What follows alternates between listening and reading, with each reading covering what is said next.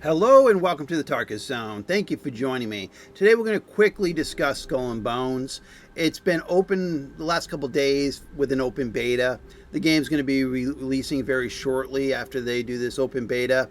I will have to say that the first hour and a half of this game was very enjoyable, and then it plateaued for me. Now, I have played other naval games in the past, many different types of naval games, and I would have to say if I were to score this about all the naval games I've played in the past and what this game delivers today during this beta window, I would rank this, if there was a ranking of 1 to 10, 10 being the best naval game I've ever played, this game falls around a 4, 4.5, maybe a 5.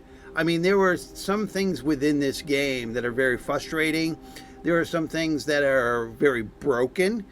For what they're asking for this game, for the price tag, you would think that some of the quirks that I found with this game would have been resolved or fixed. From the ships that you're fighting that are, doing a 360 turn on you because of, the ocean glitching is the best way I can think about it is the boats that you fight against. Every once in a while, they'll be facing in one direction, and then all of a sudden they're facing in another direction, and it's not lag and it's not performance issues. It's just the system, I think, is just kind of glitching out, and the wave is causing the ships to kind of float wonky. And for a game where you've got to have some precision of where your boat sits so you don't take damage, but you can deliver damage, and have some wonkiness of the AI ship that you're fighting just to kind of just show up in a different positioning altogether was kind of wonky. And that happened occasionally. I'm going to assume that's a bug of some sort or a glitch with the Matrix. But the other big issue I had with the game is the harvesting component and the lack of actual boarding and doing actual physical melee combat. Now, I've only played maybe 4 hours total, and I might be missing something here, but during the window of time that I played, it seemed like a lot of fetch and carry needlessly. Fetch and carry, you got to have more of this, or you got to have more of this before you can buy into your next ship. And I would think in a game, I just felt that this game was kind of linear, meaning that they want you to do so many tasks first before you can unlock stuff. And for me, with an open world pirate game, there should be multiple ways to get to the end goal, which is a bigger ship, better guns, how the cosmetics around your ship, making it look cool. But there just seems like there was this linear path where you have to really do a lot of gathering, fetch and carry, I'm going to say, and you have to do it before you can unlock stuff. Like, you got to pay for the schematics, or you got to find the schematics, and then they want you to bring the material to them so that they can build your ship. And you would think that in a pirate game, if you showed up with a whole sackload of gold and you looked at the shipwright and said, look, just build me a mega yacht, he'd build you a mega yacht, right? The money rules the day. But in this game, you got to have a lot of things you got to show up with other than the money. And that kind of frustrated me. And then I was like, is there an auction house where I can just convert the money into buying items from other players? And there was a merchant thing that I found, but it was more or less about buying bulk goods to go sell them in another port. Because I thought to myself, well, if there is an open auction system where another player's out there grinding the items, and they're just trying to sell those items, and Tarkus can buy those items and then get his boat. But I didn't find that mechanism in the game. I mean, if you found that mechanism in the game, you want to tell Tarkus that, look, you didn't look hard enough. There is a way for you to get those components by just the raw gold.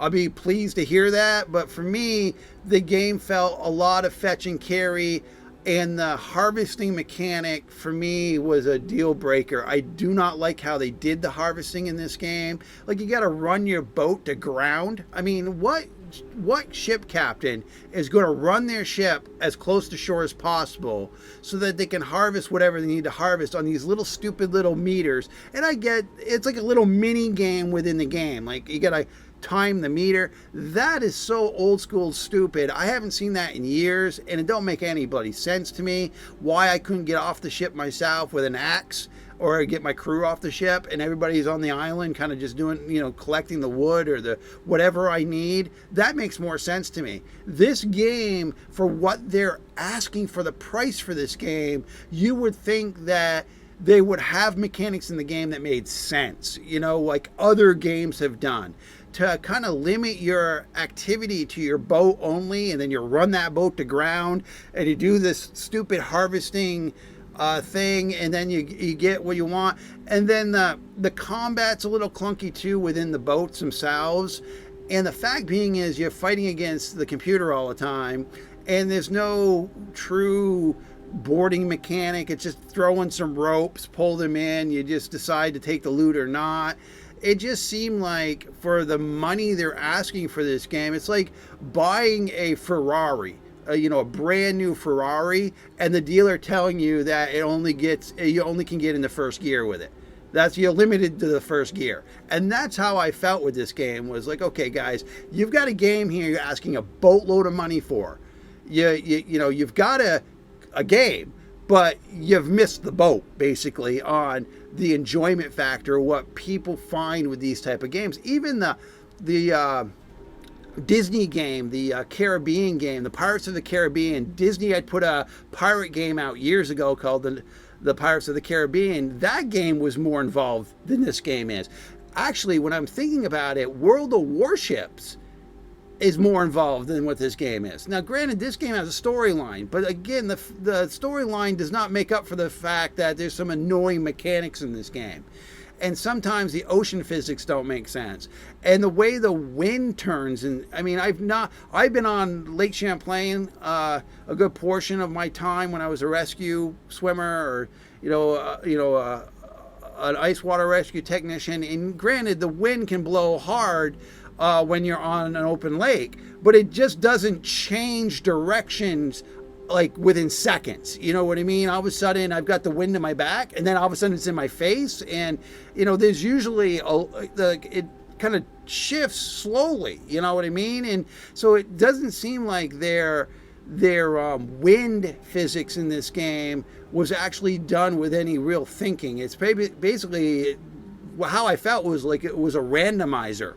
Like the system is randomizingly just changing the wind direction with no rhyme or reason to it. And you would think that if you're developing a ship game that relies on sail mechanics, that you would have the wind itself work more smoothly or in a more natural way. You know what I mean? That you would feel it slowly drifting, not seriously just change it got annoying. It really did, where it was just seemed like it was just shifting all the time, and it wasn't in areas where they were trying to do like I wasn't in like weather condition areas, because I know in this game you could go into certain areas where there's a storm going on, and during storms, the wind does shift a lot in different directions. But I'm on like the open water, everything's smooth sailing, it's all crisp and clean, and all of a sudden the wind just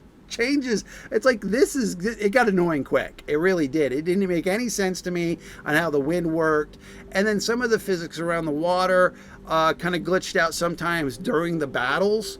So you'd fight against the AI. That's what you got in this game, an AI, a bot that you're fighting against. And then that ship would kind of do some wonky, weird stuff on the ocean with the waves. And there were some times where the ship would be facing one direction, and within a second it is facing an entirely different direction. It's like, oh my goodness, if that ship actually in real life did that, everybody on the ship would have whiplash. I mean, have a ship go in this direction, and then all of a sudden it's in this direction within a second. And it just got really to a point where Tarkus was finding himself very frustrated with this game, between the gimpy collection harvesting mechanics, to the AI, how that works, to the wind shifting weirdly. I mean, it's a beautiful looking game. It's definitely, I think they've done the water physics very well. It's just that the fetch and carry part of it soured me. The kind of feeling linear, where they need you to go out and do all these things or collect all these items, and there's no way to kind of gimp that or try to get those items in other ways by just getting a lot of, because I thought when I started playing the game, I just go out and sink boats all day. And that's what I did, is I went around for an hour and a half and sunk boats. And I would go back to shore. I'm like, oh, I'm all excited. I got all this gold. I got all this silver. I'm going to just buy my next ship. And the guy's like, no, you ain't buying nothing here unless you go out and do this fetch and carry. You go do this fetch and carry. You go do this fetch and carry. And I just did not feel like that was the best fun that I've had in a game. I mean, when I played World of Warships, I mean, you get what you get out of that game. You just go in for a match, 15-minute match, you fire your guns. That's really fun. It's enjoyable. You don't feel like you're in purgatory. With this game, I kind of felt like I was in purgatory. I just felt like I didn't want to play it anymore. And that's just my opinion of it. I mean, for the fact being is, for a pirate game, for me, being able to get off my ship and go do things in an open world is my jam, or even just to jump onto another ship and kind of do some sword play is my jam. But everything being so like dumbed down to gimpiness, and I think it's because of the console crossplay. Because when on a computer, I like complicated games. I like, being able to do many different tasks at once, or really complicated stuff, because I got a full keyboard and mouse. But with this game, is because it's on the console, they've kind of dumbed down the entire interface so that somebody can play it on a controller, and that takes away from the game. So there's a lot of elements of the game that they take away from the actual fun value because they haven't implemented it in their game. Also, the dumbed down controls they've added to the game has also hindered the game. So for me, if you ask me honestly if it's worth the price they're asking for this game, I would say no all day long.